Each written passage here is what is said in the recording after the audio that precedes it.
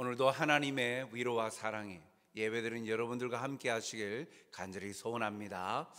우리 앞뒤 좌우에 계신 분들과 인사를 나눕시다. 참 잘 오셨습니다. 함께 예배드림이 행복합니다. 우리 한 번 더 할까요? 메리 크리스마스. 예, 너무 행복합니까? 예.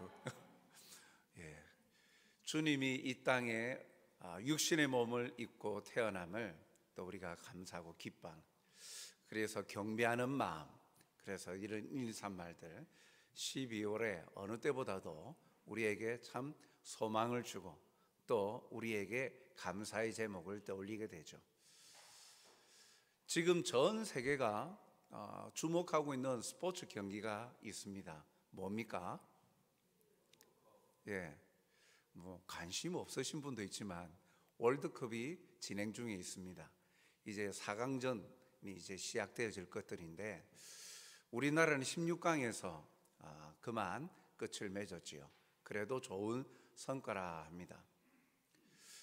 사회심리학자가 스포츠 경기 중에 이 공동체, 국가를 하나 되게 만드는 스포츠 경기가 있다라고 말하는데 그게 무엇이냐면 바로 월드컵입니다.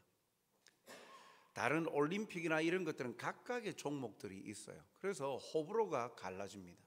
그런데 이 월드컵은 오직 하나, 축구 종목 하나로 온 나라가 나라의 어떤 염원을 담아서 한 마음으로 좋은 성적을, 그리고 나라의 그 명성을 좀 높였으면 하는 그런 마음들이 있기 때문에 국가를 하나 되게 만들어가는 스포츠 경기 중에 이 월드컵이 가장 극대한 영향력을 끼친다라고 말합니다. 이 일반 국민들뿐만 아니라 이 운동 선수들, 특히 축구 선수들에게 있어서도 월드컵은 꿈의 무대입니다. 국가를 대표해서 뛸 수 있다는 건 굉장히 그들에게도 명예요 좋은 경험이 되어지죠. 세계 유수한 좋은 능력을 갖춘 그런 뛰어난 스타들과 함께 뛸 수 있다는 것만 해도 참 얼마나 행복해하는지 모릅니다. 그 월드컵 경기에 축구 선수들이 몇 명이 가는 줄 압니까?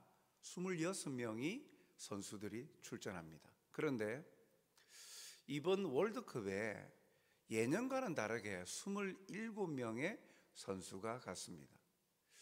손흥민 선수의 이 안화골절 때문에 만에 하나 경기를 뛰지 못하면 대타로 뛸 수 있도록 공격수 한 명을 더 데려갔죠. 그 선수 이름이 오현규라는 선수입니다.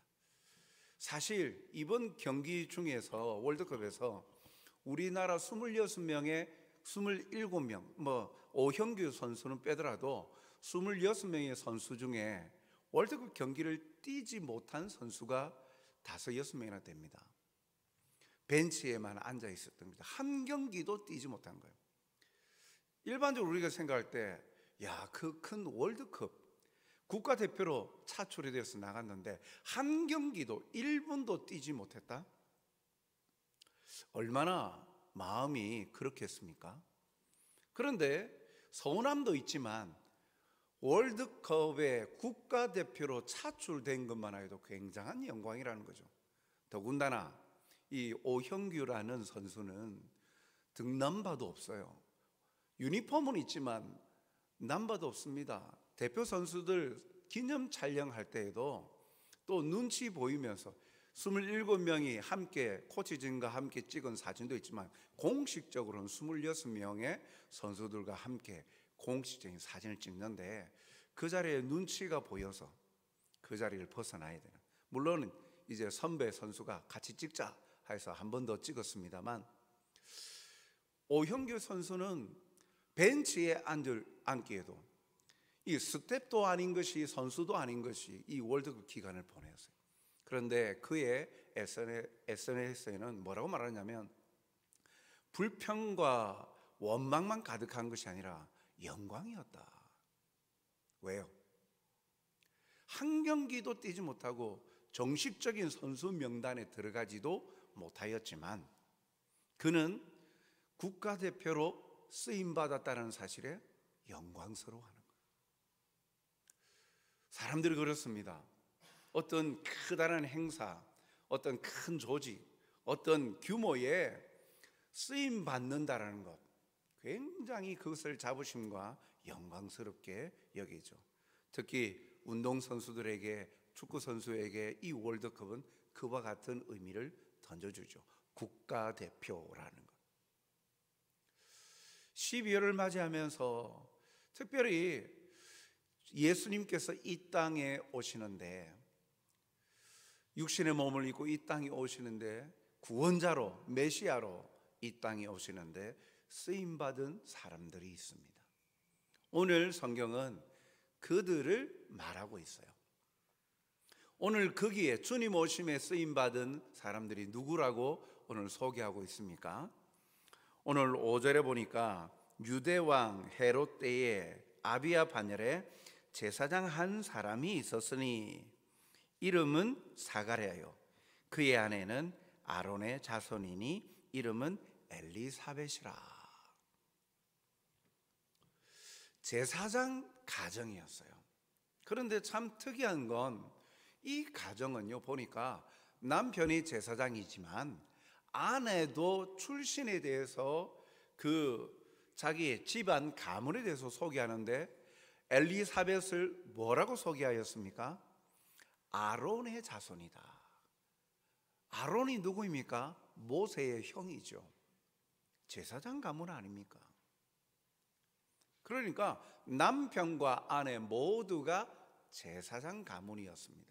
제사장, 하나님과 사람 사이에 중보하는, 제사를 집례하고 감당하는 그러한 집안 아닙니까?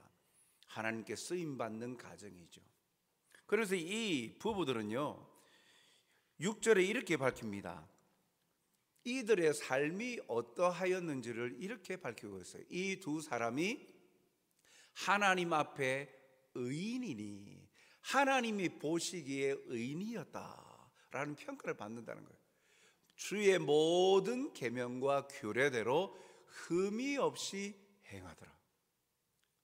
야, 집안 배경도 그 공동체 안에서 존경받을 지도자, 영적 지도자, 제사장 가문인데 이들의 삶 또한도 하나님 보시기에 의인이고 흠이 없다. 말씀대로, 율법대로 이행을 하는 사람이었다라는 것이죠. 하나님 앞에 의인이다라는 평가는 하나님께서도 하시지만 주위에 있는 모든 사람들이, 함께한 백성들이 함께 볼 때 정결하고 흠이 없었다. 얼마나 대단한 가정입니까? 어떻게 보면 완벽한 가정이죠. 집안 배경도 좋지요. 또 삶의 모습도 흠잡을 데가 없지요. 그런데 그 가정에 아픔이 있습니다. 무엇이냐면 7절을 보니까 엘리사벳이 잉태를 못함으로 그들에게 자식이 없고 두 사람의 나이가 많더라. 자녀가 없습니다. 자녀가 없는 것. 이 가정을 이루었는데 자녀가 없다라는 것은 말로 다 할 수 없는 고통이라고 합니다. 그리고 특별히 가정에 자녀가 없다라는 것은 특별히 이 유대 공동체 사회 안에서도 볼 때 하나님의 징계가 아닐까라고 생각할 정도로 참 부끄럽고 수치스러운 일이에요. 그런데 오늘 이 방금 읽었던 말미에 보니까 뭐라고 밝히고 있습니까? 그들에게 자식이 없고 두 사람의 나이가 많더라. 가망이 없다라는 거예요.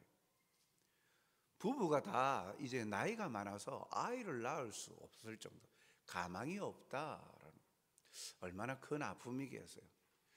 참 다른 사람들 앞에서 제사장 역할을 감당하고 의롭게 살아가는데 참 다른 사람들의 눈치 보기에도, 특히 엘리사벳, 또 제사장의 직무를 감당하는 사가랴 안팎으로 얼마나 수치스럽고 부끄럽겠습니까?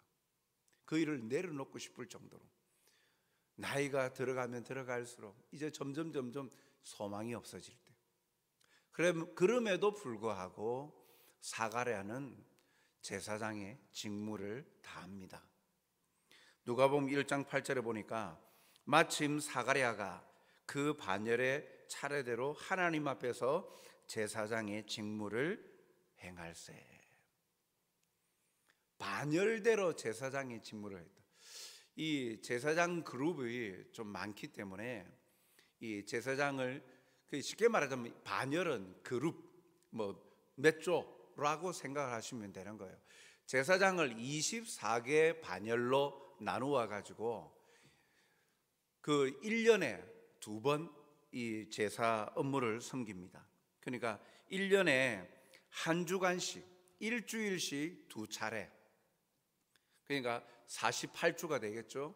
거기에 더 하여서 이 몇 개 조가 가동이 되어져서, 그래서 1년에 그들의 반열대로 자기가 그 봉사해야 될 조가 있다는 것이죠. 봉사조가 나눠져 있는데 그것을 빠짐없이 그는 봉사하고 행하는 제사장이었다라는 거예요. 사랑하는 성도 여러분, 이 유대 사회에서 자녀가 없다는 것이 참 수치스러운 일이지만 그럼에도 자신의 삶에 흐트러짐이 없이 하나님을 사랑하고 섬기는 경건의 삶을 산 자들이었습니다. 하나님은 이러한 가정에 하나님의 구원의 역사에 사용하시기 위하여 이 가정을 선택하셨어요.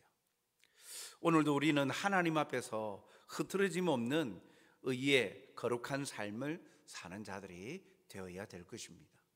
하나님께서 쓰실 때 물론 하나님께서 다듬어서 사용하시기도 하지만 하나님 보시기에도 준비되어져 있는 사람들, 하나님 앞에서 마음이 겸비하고 흠없고 하나님 앞에서 의로운 삶을 살아가는 자들, 하나님께서는 그도 선택하셔서 사용하신다라는 거예요. 어떻게 사용하십니까? 이 가정에 자녀를 출생케 합니다. 하나님께서는 이 의인의 이 가정에 큰 선물을 주시는데 천사 가브리엘을 보냅니다. 13절에 보니까 천사가 그에게 이르되, 그는 여기 사가랴 제사장입니다. 내 아내 엘리사벳이 내게 아들을 낳아주리니 그 이름을 요한이라 하라. 나이가 많아서 이제는 더 이상 자녀를 생각할 수도 없는데 그때 하나님께서 천사 가브리엘을 보내셔서 이 가정에 자녀를 낳게 해줄 것이다. 그리고 그 자녀의 이름을 장명까지 해주셨어요. 요한이라 해라.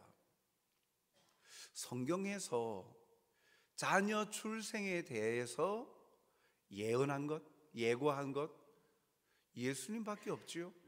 그리고 이름까지도, 예수님의 이름까지도 천사가 하나님의 말씀을 전한 경우 예수님밖에 없지 않습니까? 그런데 이 요한도 이름까지 정해 줍니다.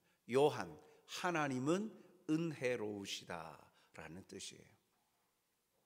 이름까지 지어준 거 보니까 확실한 사실이에요. 이 가정에, 이 부부가 나이는 많지만 그러나 이 가정에 자녀를 주시겠다라는 확실한 하나님의 뜻이지요. 이 일이 언제 일어났습니까?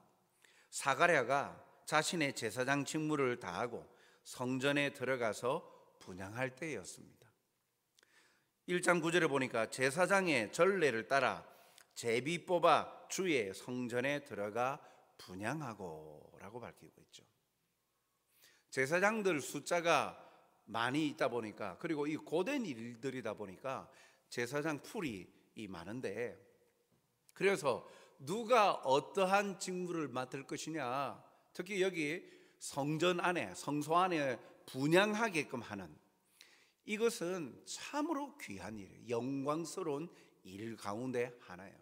그런데 그것을 어떻게 했냐면 제비 뽑아서 성전 분향의 직무를 감당하게 했다라는 거죠. 제비를 뽑았다. 그래서 제비 뽑혀서 이 성전에 들어가서 분향하는 것, 그 제사장들에게서는 영광스러운 일이에요. 그런데 제비를 뽑을 때에 그가 선택이 되게끔 하십니까? 하나님이시죠. 하나님께서는 이 가정에 특별히 사가랴 제사장이 성전에 분향할 수 있도록 역사하셨죠. 그래서 성전에 분향할 때 그 자리에 천사 가브리엘을 보내어서 이 가정에 자녀가 태어날 것을 말합니다. 그리고 태어날 아기가 행할 일도 이렇게 간단하게 이야기하기를 16절에 보면 이스라엘 자손을 주 곧 그들의 하나님께로 많이 돌아오게 하겠습니다. 자녀의 이름만 이야기할 뿐만 아니라 그가 어떠한 삶을 살 것인지에 대해서 한마디로 하나님께로 회심하게 하는 역사의 일을 감당할 것이다 라고 이야기를 합니다. 이 일이 어떻게 이루어졌습니까? 하나님의 선택이죠. 그러나 그 과정에 이 가정의 노력도 있었습니다. 무엇이냐면 13절 상반절을 보니까 천사가 그에게 이르되 사가랴여 무서워하지 말라 너의 간구함이 들린지라. 너의 간구함이, 쉽게 말하면 기도를 들으셨다라는 거예요. 비록 나이가 들어 자녀가 없지만 그럼에도 포기하지 아니하고 하나님 앞에 우리의 대가 끊기지 않도록 자손을 주시옵소서 하나님 앞에 간절히 제사장이 기도했다라는 거예요. 그래서 천사가 너의 간구를 하나님이 들으셨다라고 말하고 있는 것입니다. 하나님은 자신의 백성들의 기도를 들으시고 응답하시는 분이십니다. 인간적인 생각으로 당장 응답해 주셨으면 좋겠지만 그러나 하나님의 응답의 때와 방법 하나님께서 결정하시죠. 즉 기다리시고 지금 이 때에 이 가정에 특별히 귀한 아들을 태어나게 하심으로 하나님의 구원의 역사를 이루어 가도록 하셨다라는 것이죠. 그런데 이 인간은 하나님이 이렇게 응답해 주시고 천사를 통하여서 자녀를 낳을 것이다 이름까지도 정해 주었는데 기도한 사가랴의 반응은 어떠합니까? 참 이 하나님 앞에 흠이 없고 정결하고 의인이었던 사가랴도 참 연약한 모습이 있는 거예요. 뭐라고 말합니까? 누가복음 1장 20절 보니까 보라 이 일이 되는 날까지 네가 말 못하는 자가 되어 능히 말을 못하리니 이는 내가 내 말을 믿지 아니함이거니와 때가 이르면 내 말이 이루어지리라 하더라. 천사 가브리엘이 사가랴에게 한 말이에요. 그러니까 말미에 보니까 뭐라고 나와 있습니까? 네가 내 말을 믿지 아니하였다. 무슨 말을요? 자녀를 낳을 것이다. 사가랴 선지자가 기도는 했지만 아니 우리가 나이가 많은데요 믿지 않았다. 그것 때문에 이 세례 요한이 태어나기까지 사가랴의 입이 닫혀버렸어요. 말을 못하게 되어버렸어요. 사랑하는 성도 여러분, 하나님은 반드시 기도한 대로 응답하시는 분이십니다. 그리고 일하시고 역사하십니다. 때때로 기도하지만 과연 그렇게 될까? 의구심을 가지고 기도하는 이들이 있죠. 오늘 사가랴와 같이 그렇게 간구하고 기도하였지만 그렇게 일이 되어질 것이다 할 때에 하나님의 일하심에 대한 기대보다도 내가 처한 형편과 상황을 놓고 볼 때 이제 끝났습니다. 이제 차 다 지나갔습니다. 그게 무슨 의미가 있습니까? 이제 아이를 낳기에는 나이가 너무 많은데요 라고 이야기를 하는 사가랴의 모습과 같이 기도하면서도 우리가 마음의 소원은 있는데 그러나 정작 그 일이 이루어질 것이다에 대한 믿음이 없는 기도할 때가 참 많다라는 것을 보게 되어지죠. 그러나 하나님은 기도에 응답하시는 분이십니다. 반드시 역사하시고 응하십니다. 응답하시는, 우리의 간구에 귀 기울이시고 응답하시는 하나님을 소망하며 살아가는 성도들이 되시길 주님의 이름으로 축복합니다. 그러한 기도의 응답으로 이제 요한이 출생하게 될 것인데, 이 요한의 출생은 다른 사람들과 참 달랐죠. 누가 출생에 대해서 예언을 합니까? 그러나 출생부터가 참 남달랐습니다. 그리고 이 요한의 출생은요, 하나님의 뜻을 위하여, 그 뜻을 이루시기 위해서 하나님께서 사용하시는 구별된 자로 쓰시고자 하시는 하나님의 모습이, 마음이 담겨 있습니다. 그는요, 1장 15절에 보니까 그의 출생은 그가 주 앞에 큰 자가 된다. 세례 요한이, 이 요한이지만 사도 요한도 있기 때문에 우리가 통상적으로 세례 요한이라고 별명을, 세례, 예수님에게 세례를 주었기 때문에 별칭으로 세례를 붙여서 세례 요한이라고 그러죠. 예수님의 제자 요한이 있습니다. 그 요한은 우리가 예수님의 제자로서 사도의 역할을 감당했으니까 사도 요한이라고 이렇게 구별되어서 부르고 있죠. 이 세례 요한은요, 그가 밝히기를 주 앞에서 큰 자다, 즉 주 앞에 하나님 보시기에 큰 자가 될 것이다 라고 말합니다. 하나님의 나라를 위해서 아름답고 크게 사용될 것이다 라는 거예요. 예수님도 이 사실에 대해서, 세례 요한에 대해서 극찬하셨죠. 뭐라고 말씀하셨습니까? 누가복음 7장 28절 상반절을 보니까 내가 너희에게 말하노니 여자가 낳은 자 중에 요한보다 큰 자가 없도다. 이 땅에 태어난 아들 중에 세례 요한이 가장 큰 자다라고 이야기를 합니다. 요한의 출생은요, 14절에 보면 너도 기뻐하고 즐거워할 것이요 많은 사람들도 그의 태어남을 기뻐하리라. 공동체가 함께 기뻐해요. 물론 나이 많은 부부 가운데서 그토록 기다렸던 자녀가 태어나니까 기뻐하였죠. 그런데 이 자녀로 말미암아서 많은 사람에게 복음을 증가함으로 하나님께로 돌아오게 함으로써 큰 기쁨을 주는 일을 감당하는 자로 하나님께서는 구별된 자로 쓰셨다라는 사실이에요. 그리고 또한 그는요, 15절 중반절에 보면 이 사가랴 제사장에게 요한의 삶의 모습을 보여주기를 포도주나 독한 술을 마시지 아니하며. 성경을 좀 함께 묵상하다 보면 이 말씀은요, 구약 성경 민수기 6장에 나오는 하나님의 나라를 위하여서 쓰임 받는 나실인의 규례 가운데 하나죠.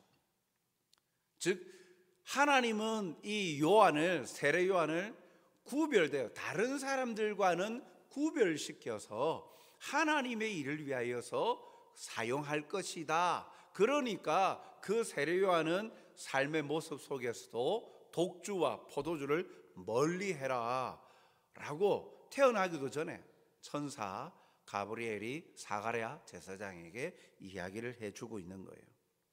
나실일은요, 하나님을 위해서만 봉사하고 헌신하기 위해서 세상으로부터 자기를 구별시켜 서원한 사람을 말하죠. 나실인도 일정 기간 동안 봉사하는 사람도 있고 일평생을 나실인으로, 전생에 나실인으로 살아가는 이들도 있습니다. 이 세례 요한은 후자입니다. 일평생을 나실인으로 하나님의 나라를 위하여서, 하나님의 뜻을 위하여서 살아가겠다라고 그렇게 구별되어진 사람이에요. 그렇게 구별시켜 하나님은 사용하시기에 15절 하반절에 보니까 모태로부터 성령의 충만함을 받아. 하나님께서 사용하실 때 그저 있는 모습 그대로, 거칠고 투박한 모습 그대로 사용하실 때도 있지만, 그러나 하나님의 나라를 위하여서, 하나님이 사용하실 때는 하나님의 방법대로 다듬어 가시고 하나님의 인도하심이 있습니다. 특별히 이 세례요한은 모태로부터 성령의 충만함을 받았다. 태중에 있을 때부터 성령의 이끌림을 받았다라는 거예요. 그러니까 단순히 어떤 한순간에 임하시고 다시 떠나시는 것이 아니라 생명이 잉태된 순간, 그 순간부터 계속하여서 일생을 성령의 이끄심대로 하나님의 인도하심 가운데 살아가게 될 것임을 말씀하고 있죠. 그래야여서 그가 하는 일은 아까 살펴봤던 16절 말씀, 성령의 충만함을 받아서 그가 할 일은요, 16절에 보니까 이스라엘 자손을 주 곧 그들의 하나님께로 많이 돌아오게 하겠습니다 라고 말합니다.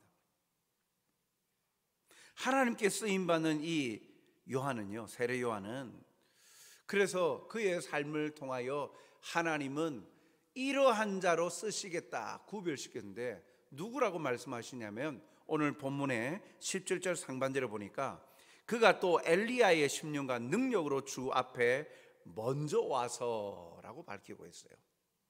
누가복음 17절 상반절 말씀 띄워주십시오. 그가 또 엘리야의 심령과 능력으로 주 앞에 먼저 왔다. 엘리야의 심령과 능력으로. 엘리야 누굽니까? 엘리야 선지자죠. 엘리야 선지자. 갑자기 왜 이 아이에 대해서 성령의 충만함으로 태어날 것이고 이끌림 받는 삶을 살 것이다 하는데 갑자기 왜 엘리야의 심령과 능력으로 주 앞에 올 것이다 라고 말하고 있습니까? 즉 엘리야에게 임한 하나님의 감동을 말하는 거예요. 요한은요, 인간의 힘이 아니라 하나님의 감동으로 맡겨진 사명을 감당하게 될 것이다 라는 거죠. 세례 요한을 엘리야와 연결시키는 것은 바로 이 일을 위하여서 하나님이 이 가정에 구별되어 쓰셨다는 그 하나님의 숨겨진 뜻이 있죠. 말라기 4장 5절 말씀을 보면 보라, 여호와의 크고 두려운 날이 이르기 전에 내가 선지자 엘리야를 너희에게 보내리니. 말라기서는요, 예수님 탄생 400년 전이에요. 엘리야 선지자는 한참 전에 선지자예요. 그래서 엘리야 선지자는 이미 죽었죠. 하나님 나라가 있습니다. 그런데 다시 엘리야 선지자를 보내겠다, 마지막 심판날 오기 전에 보내겠다. 이 말씀은 구원과 회복의 하나님의 약속의 말씀인데 이 말씀은요, 마태복음 11장 14절에 예수님의 말씀을 통해서 보면 그 의미를 전달할 수 있습니다. 만일 너희가 즐겨 받을진대 오리라 한 엘리야가 곧 이 사람이니라. 이 사람, 예수님이 말씀하는 이 사람은 세례 요한을 말하는 거예요. 즉 말라기 선지자를 통하여서 엘리야 선지자를 보내어서 회복시키고 구원시킬 것이다. 그 선지자를 보낼 것이다. 그 선지자가 바로 세례 요한이다 라고 이야기를 한 것이죠. 세례 요한은 이스라엘의 구원의 회복을 가져다 줄 하나님이 보내신다 하신 엘리야임을 보여주는 거예요. 그래서 누가복음 1장 17절 하반절을 보면 주 앞에 먼저 와서 아버지의 마음을 자식에게 거스르는 자를 의인의 슬기에 돌아오게 하고 주를 위하여 세운 백성을 준비하리라. 그가 하는 대표적인 사역은 준비시키는 것이다. 즉 구원자 오시기 전에 심판날이 오기 전에 하나님께로 회심하고 돌아가게끔 구원의 일을 감당할 역할을 그가 할 것이다. 이건요 말라기 4장 6절 말씀과 동일합니다. 그가 여기 보넬이란 엘리야를 말하는 거예요. 엘리야 선지자. 그가 아버지의 마음을 자녀에게로 돌이키게 하고 자녀들의 마음을 그들의 아버지에게로 돌이키게 하리라. 돌이키게 하는 사역. 죄의 자리에서 생명의 자리로 회심하고 돌이키게 하는 사역을 이 엘리야 선지자, 보내신다 하신 엘리야 선지자가 할 것이다. 그가 누구냐? 지금 이 사가랴 제사장 가정에 태어날 아들 세례 요한이 할 일이다라는 거예요. 그래서 천사가 엘리야의 심령과 능력으로 주 앞에 와서 돌이키게 하는 사역을 할 것이다 라고 지금 예고하고 있는 것입니다. 그래서 세례 요한은 그가 사역을 할 때 외쳤던 말들이 무엇입니까? 예수님이 공생의 사역을 시작할 때 처음으로 하신 말씀과도 동일합니다. 누가복음, 마태복음 3장 2절 말씀 보면 회개하라 천국이 가까웠느니라 하였으니, 즉 돌이키게 하는 사역을 감당을, 예수님 구원자 오시기 전에 그 길을 예비하고 준비하는 돌이키게 하는 사역을 감당할 자이기 때문에 그가 외치는 내용도 회개하라, 외치는 거예요. 돌아오라, 천국이 가까웠다. 그리고 그는 오실 구원자 예수님의 길을 예배하기 위하여서 구약에 예언하신 대로 광야에서 고난의 삶을 살았어요. 이사야 40장 3절에 보면 예언하기를 외치는 자의 소리여. 이 외치는 자는 조금 전에 말라기서나 마태복음에 나와 있는 이 말씀과도 동일합니다. 엘리야, 보내리라 하신 엘리야 선지자 세례 요한의 모습을 말하는 거죠. 외치는 자의 소리여 이르되 너희는 광야에서 여호와의 길을 예비하라, 사막에서 우리 하나님의 대로를 평탄케 하라. 예수님 탄생 전 600여 년 전에 사역을 하였던 이 이사야 선지자가 예언한 대로 마태복음 3장 3절, 그는 세례 요한이죠, 선지자 이사야를 통하여 말씀하신 자라 일렀으되, 방금 읽었던 이사야 말씀, 광야에 외치는 자의 소리가 있어 이르되 너희는 주의 길을 준비하라, 그가 오실 길을 곧게 하라 하였느니라.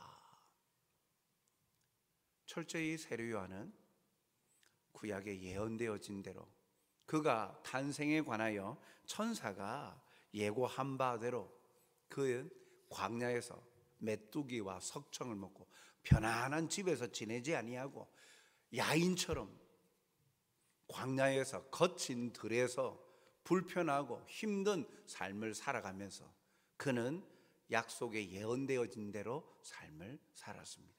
그 일을 위하여 구별되어졌어요. 사랑하는 성도 여러분, 출신 배경으로 보면 예수님보다도 더 메시아로 존경받을 만한 가정 배경 아닙니까? 양가 집안이 제사장 집안이고 부모님들이 다 의롭고 흠이 없고 정결하고, 그러한 집안에 태어난 아이가 메시아가 되어주면 더 존경받지 않겠습니까? 그런데 예수님은 사실 이러한 배경과는 참 다르시죠. 평범한 목수의 아들, 인간의 육신의 몸을 입고 태어나셨습니다. 흠모할 만한 자격을 가지고 있진 않으셨죠. 세례 요한은 제사장 가문의 이름으로 제사장 가문의 아들로 자연스레 성장하면 존경받는 제사장으로서의 역할을 감당하며 살아갈 수 있었습니다. 그러나 그는 하나님이 구원자 예수님의 오실 길을 예배하는 사명을 받아들였습니다. 아무리 예언을 하여도 나는 그렇게 못 살겠습니다, 그렇게 할 수 있지 않을까요? 부모님 뜻대로 살기 싫어요. 내가 왜 저렇게 힘들게 집을 떠나서 또 광야로 가서 들에서 그렇게 살아야 됩니까? 나 제사장이 될 수 있는데 왜 그렇게 힘든 길을 가라 합니까? 반기를 들 수 있지 않을까요?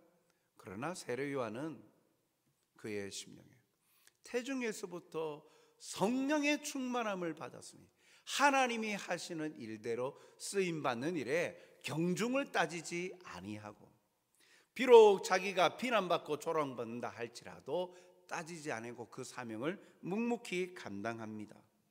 편안함과 안정적인 삶을 포기하고 개척자와 선지자로서의 삶을 삽니다. 그가 광야에서부터 회개하라 천국이 가까웠다 증거하였죠. 그리고 야인처럼 살아갑니다.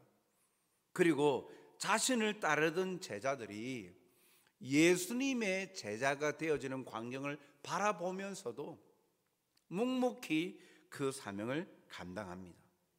오히려 겸손합니다. 그리고 이 세례 요한의 최후는 어떠합니까? 그냥 자기의 목숨을 내기의 제목으로 삼아서 왕과 딸의 그 내기 아래에서 결국 어떻게 되어집니까? 옥에서 목이 잘리어지는, 목이 베이는 최후를 맞이합니다. 그의 최후는 영광스럽기보다 비참해 보이리만큼 참 처참해 보이지 않습니까? 그러나 세례 요한의 삶은 절대로 무의미하거나 비참한 인생이 아닙니다. 세상 사람들이 볼 때 그렇게 제사장으로 살지 뭐 저렇게 광야로 가고 결국은 감옥에 갇혀가지고 저렇게 비참한 최후를 맞이하냐, 사람들의 손가락질을 받을지 모르나 무지한 백성들에게 천국 복음을 전하여 오실 예수님에 대하여 전하는 귀한 일에 쓰임받는, 주 앞서 와서 주님 오실 길을 예비하는 일에 귀하게 쓰임받은, 그래서 예수님도 여자가 낳은 아들 중에 요한만큼 큰 자가 없다, 주 앞에서 큰 자라 라고 평가를 받지요. 평생을 나실인으로 세상으로부터 구별하여 자신을 하나님을 향하여 섬기고 헌신한 자였습니다. 이 나실인의 제도는요, 오늘날 하나님의 부르심을 받고 구별된 삶을 살기로 작정한 우리 그리스도인에게도 적용이 되는 거예요. 영적 나실인인 거예요. 세상과는 구별되어진 자로. 12월 주님의 성탄, 주님의 오심을 우리가 바라보면서 오늘 이 한 가정에 쓰임받은 자들, 이들을 통해 비록 그의 삶은 비참한 최후를 맞이한다 할지라도 그러나 그 쓰임에 묵묵히 감당하며 기뻐하였던 것. 세상 사람들도 어떠한 훌륭하고 놀라운 일에 쓰임받는 것 자랑스러워하고 영광스러워하는데 우리 또한 기뻐하고 자랑스럽고 영광스러워해야 될 자가 아니겠습니까? 하나님의 구원 역사를 위하여서 하나님은 우리를 구별하여 사용하셨어요. 우리에게 믿음을 선물로 주셔서 하나님의 백성 삼아 주셨어요. 이 삶을 통하여 우리는 주님 오실 길을 예배하는 자로서 장차 오실 심판주로 오실 예수님, 이 땅에 영벌의 자리에 떨어지고 멸망의 자리에 떨어질 수 있는 고통의 자리로 그 죽음의 길을 걸어가고 있는 그들을 향하여서 생명의 길, 진리의 길을 선포하라고 우리를 친히 구별하여서 믿음을 선물로 주셨습니다. 이 우리를 구별하여 사용하시고자 하시는 주님의 뜻을 우리는 기억해야 합니다. 따라서 성도는 마땅히 나실인으로서, 영적 그리스도인으로서, 나실인으로서 세상과 구별된 자로 하나님을 위하여 우리의 삶을, 그래서 먹든지 마시든지 무엇을 하든지 하나님의 이름과 영광을 위하여 살아가는 자가 되어야 하죠. 이 시대에 우리는 하나님의 구원을 위하여 구별하여 사용하시는 사람들입니다. 우리의 구별된 삶을 통해 참 소망이 예수님밖에 없음을 우리의 사랑으로 전하고 복된 소식을 전하는 자들이 되어서 오늘도 주님의 기쁨에 함께 참여하는 저와 여러분이 되시길 주님의 이름으로 축복합니다. 사랑과 자비가 풍성하신 살아계신 하나님 아버지, 오늘도 이 땅에 육신의 몸을 입고 오실 수밖에 없는 낮고 낮은 자리에까지 임하신 주님, 우리의 연약함과 죄악으로 말미암아 멸망의 자리에 갈 수밖에 없기에 또 구원의 길을 여시려 이 땅에 오셨습니다. 이 기쁜 소식, 우리에게 생명의 길, 멸망의 자리에 있는 자들에게 구원과 생명의 길을 보여주셨는데, 그 생명의 길을 위하여 전하는 자로 많은 이들을 하나님께로 돌이키게 하는 일들을 우리에게 허락하여 주셨음을 잊지 않게 하여 주시옵소서.